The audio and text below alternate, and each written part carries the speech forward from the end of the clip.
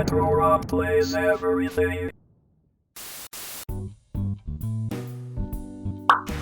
Hey there gamers, Retro Rob here, and in my hand is the answer to many of your requests, and this is the world's fakest Game Boy Advance system. Oh, it's amazingly fake, and it came in this capsule thing. Yeah, out of China, as expected, I would guess. Anyway, I think we're just gonna skip right over to the unboxing. Let's get started. Or unbagging? Unbagging.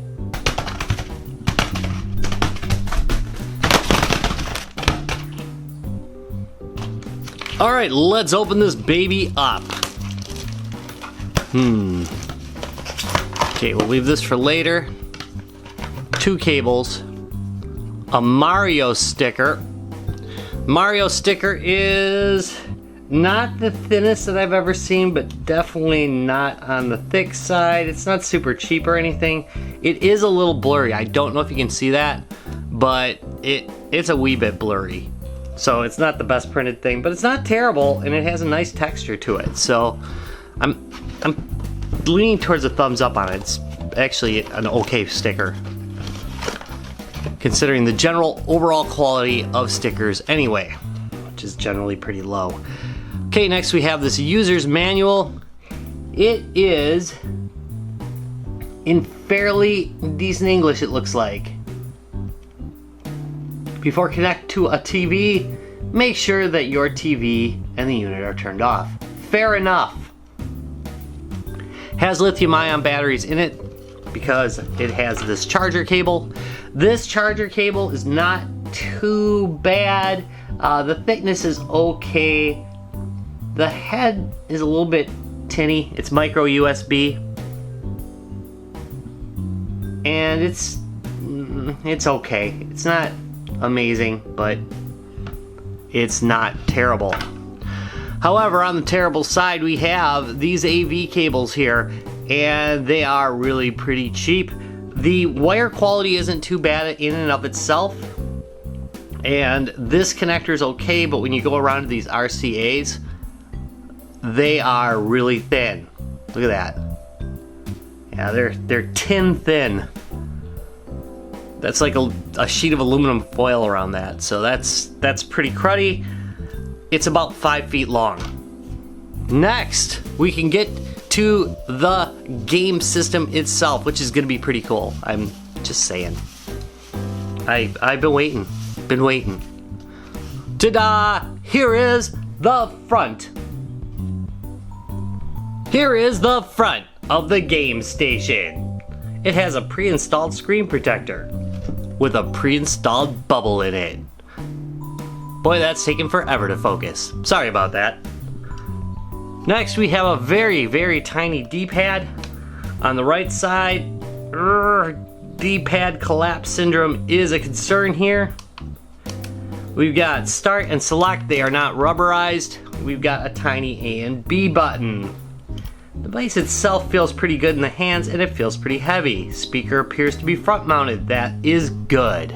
The right side of the Gamestation is pretty boring, but at least they added this black strip.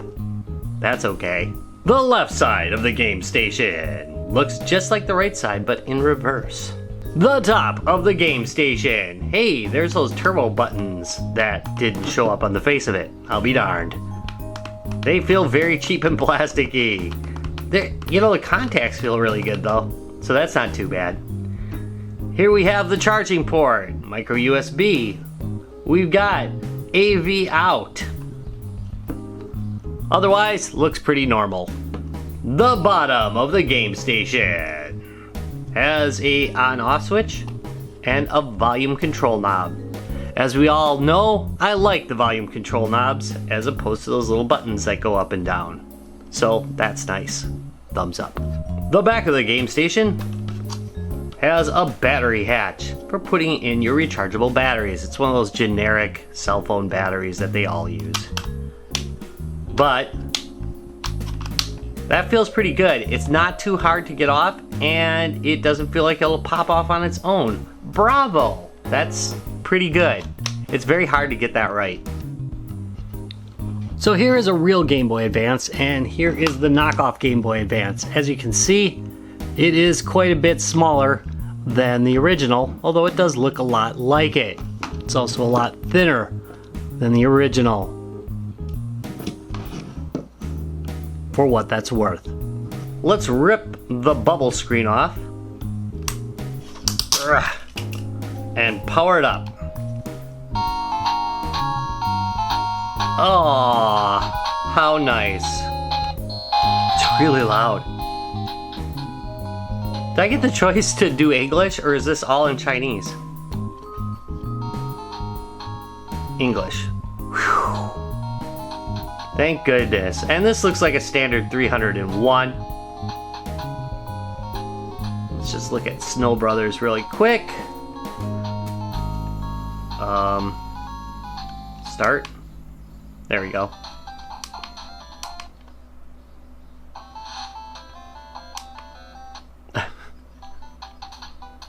Apparently it's just the labeling that changes to English. And it's not bad. I really like the color. It looks really nice. You know what? I was worried about D-pad collapse earlier, and I don't think it's a problem with this. Well, color me pleasantly surprised. Alright, let's go get this on the big screen and take a look at a few more games. Alright, here we are on the main menu. I'm going to, of course, choose English. It lists having 300 games. There are, of course, some repeats, but it's one of those deals where the repeats are basically later levels in the game. So Super Mario 14 would start off maybe on level 14, 16 on 16. But anyway, they start later on. There's not an excessive amount of that going on though, so it's not too bad, and this isn't a loop where it keeps looping back the same like 8 or 10 games, so it's okay. It's not the best case scenario. I really do prefer if they don't do this, but it's not terrible. So maybe you're getting 100 games. That's still not terrible. Let's keep scrolling through so you can see what's on here. We will of course be playing LodeRunner to test whether the A and B buttons are in the right place. If I see F1, I will be doing that as well. I noticed that these are in semi-alphabetical order, but every once in a while... Wait, where was it? Every once in a while I'll kind of break out of that. See, there's Pac Land. And that is not in order. But for the most part, they appear to be in order. There's F1 race, so we'll definitely be testing that. And we'll test a shooter to make sure that the controls work okay. Looking pretty good. This looks like a really pretty decent collection. What is Link? Is that going to be... Yeah, we'll take a look at that one. Link. Have to note that. I have a tendency of mentioning games in the list and then not actually looking at them, which is, you know, not the greatest thing to do. Raid on Bungling Bay with the misspelling. It doesn't have Raid on in it. It's Raid on Bungling Bay, which, by the way, is a great game. And I'll mention for the 500th time, I got it for Christmas for the Commodore 64 when I was, I don't know, I think before I was a teenager, and I had finished it by the end of the first day I had it. Great game. Really highly recommended. The NES game I don't think is as good, but it's pretty good. Alright, so we have gone through the list of 300 games. Let's get started and try some out. Disappointment of the day. Link is not Zelda. It is a card game. I think it's some kind of variant of Solitaire. It is not really super amazing. I will also note that the green color is exactly the color of my green screen, so I can't show myself because the green reflecting off the screen makes me partially disappear. Alright, let's go on. And welcome to the LodeRunner Test. What we do here is see if the A and B buttons are in the proper order. Pressing A should dig to the right, which it does. Pressing B should dig to the left, which it does. Therefore, it passes this test. And you would not believe how many of these clones don't pass it. Now I'm going to note that I have to be a little bit careful on the press with this D-pad. I'm having a little bit of a hard time going up. Ooh, it's not good. See ya. Where the heck's my last piece of gold, too? Alright, neither you have it. He's gonna come down this way. Uh-oh. Oh! Nailed. Wow, on the first level. That's not good. Alright, let's go on, though. It did pass this test. And here we have Gradius, which is, yeah, good test of the D-pad, and one that this one is, yeah, it's being found kind of wanting on. You know, I think it's because the D-pad's so small, my thumb keeps kind of sliding around on it. If I keep it centered, absolutely centered on the D-pad, it seems to work fine. But if I move up or down a little bit on it, it doesn't. I think I could probably adapt to it. It's not perfect, but it's doing okay. I mean, I can control decently. I do seem to be getting a little bit more adept. It doesn't appear to... I don't know. It does appear to lock every once in a while. You know, I'm having a hard time deciding on this, but you know what? I'm almost sure this thing every once in a while is locking. I can't get it to reproduce it, but every once in a while it kind of surges forward. Okay, and the shoulder buttons definitely are rapid fire buttons, so that seems to be okay. Let's go on to another game and see if this continues to be a problem. Alright, here we are with the F1 test, which is a test developed because the F1 game on many famiclones reverses the controls after probably about the second or third turn. And that is a real problem. Makes the game unplayable. So we will see. Oh, it already did it. Darn it. Yeah, I'm pressing left and it's going right. So there we go. That was a hard fail on F1 race. Bummer. Here we have some Dig Dug. I like playing this one because it was never released in the US, meaning the Nintendo version was never released in the US. Dig Dug 2 was released, but the original Dig Dug was not.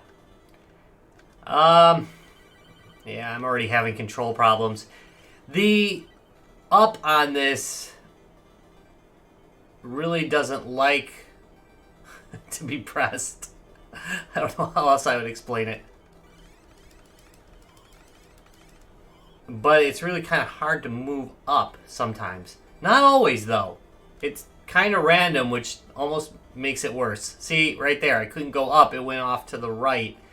Yeah, that's a problem. I was still able to finish the first level of Dig Dug, but yeah, it does not feel right. It's a little bit off.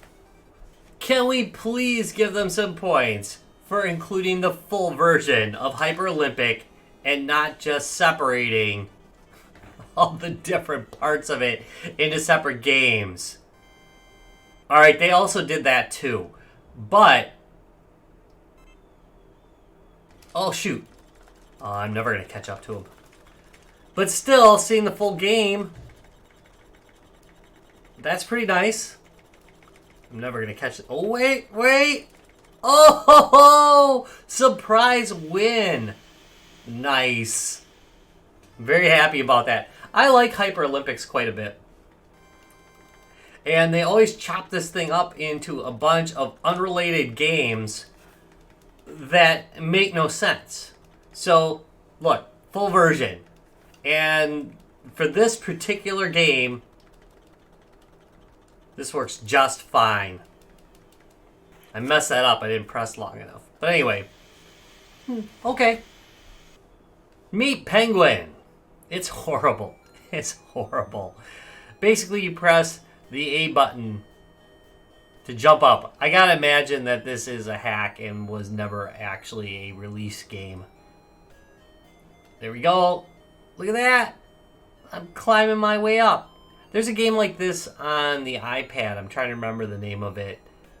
But, yeah, it's hours of fun, I guess. I'm not going to keep playing it. I'm just not. Alright, I'm going to wrap things up here with Poo Yond.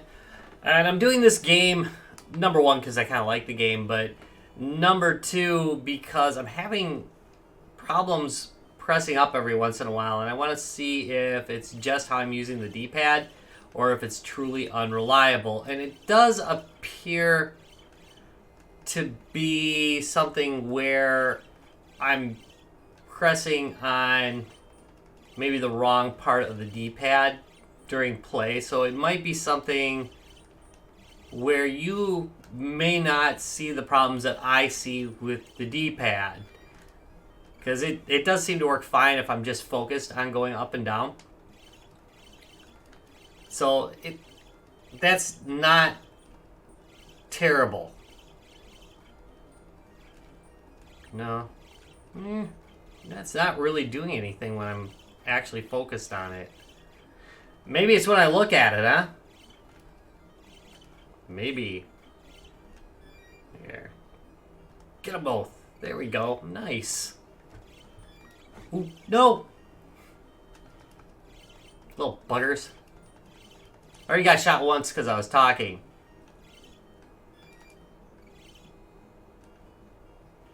And there we go. Alright. That looks okay. Let's get a verdict on this.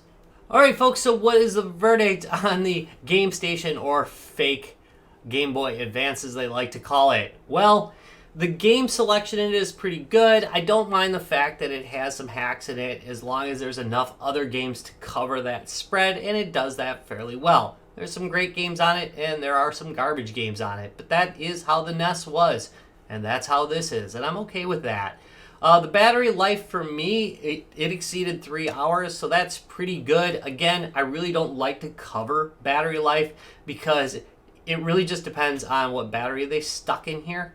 So you can get way greater battery life or way worse. So I don't even think I'd take that much into account because you never know what you're going to get out of these. I like the screen. I think the screen's very nice. As far as audio output goes, it was pretty good, a little bit tinny, but not terrible. The cables that came with it, the RCA jacks were really pretty cheap, but I did use them to record this video, so they did work okay for me. General construction overall is quite nice. It feels good in the hand. It doesn't feel amazingly cheap, but it is somewhat cheap. As far as the D-pad goes, though, that is kind of the game killer. The sub $20 game systems live or die on the D-pad, and I don't know if it's the size of it. I'm not quite sure what it is, but I had a very hard time getting it to reliably go up or to the right. Now, it would do it most of the time, but every once in a while it would just hang up, and that is a serious problem. So I don't know if it's with the device that I'm reviewing here. Maybe it's something with the fact that I have huge freaking caveman thumbs.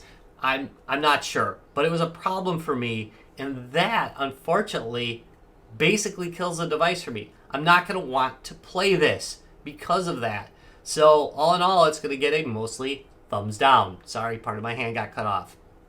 New green screen. I'm still working it out. Anyway, I want to thank you very much for watching this video. If you enjoyed it, please give me a thumbs up and subscribe for more, and I will see you in a couple days. Bye!